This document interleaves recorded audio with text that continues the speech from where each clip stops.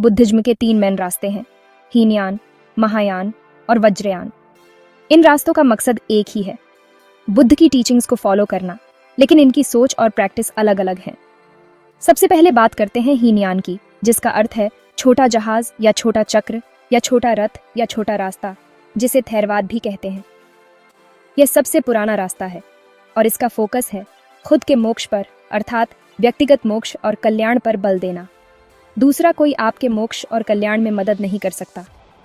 थेरवाद का मानना है कि पर्सन को खुद की साधना से निर्वाण मिल सकता है, अर्थात अपना दीपक स्वयं बनो। ये महात्मा बुद्ध को एक महान आत्मा उपदेशक और गुरु मानते थे। इनके ग्रंथ पाली भाषा में थे और पाली भाषा पर बल देते थे।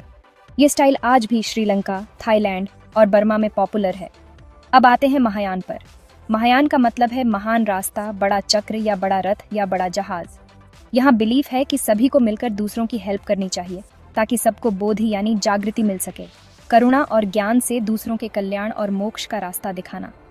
ये बुद्ध को ईश्वर मानकर पूजा करते थे, संस्कृत भाषा पर बल देते थे और इनके ग्रंथ संस्कृत में थे। ये बदलते समय में नियमों को बदलने के पक्ष में थे। ये गृहस्थ जीवन में भी बोधिसत्व प्राप्त करने के पक्ष में थे। महायान बौद्ध धर्म चाइना, जापान, कोरिया और वियतनाम जैसे देशों में फैला है। यहाँ भगवान बुद्ध के अलावा बहुत सारे बोधिसत्वों की पूजा भी होती है। आखिर में है वज्रयान। यह बौद्ध धर्म का तांत्रिक रूप है जो तिब्बत और हिमालयी रीजन्स में पाया जाता है। वज्रयान में तंत्र मंत्र, ध्यान और स्पेशल रिचुअल्स का यूज होता है, जिससे जल्दी मोक्ष पाने का दावा किया जाता है।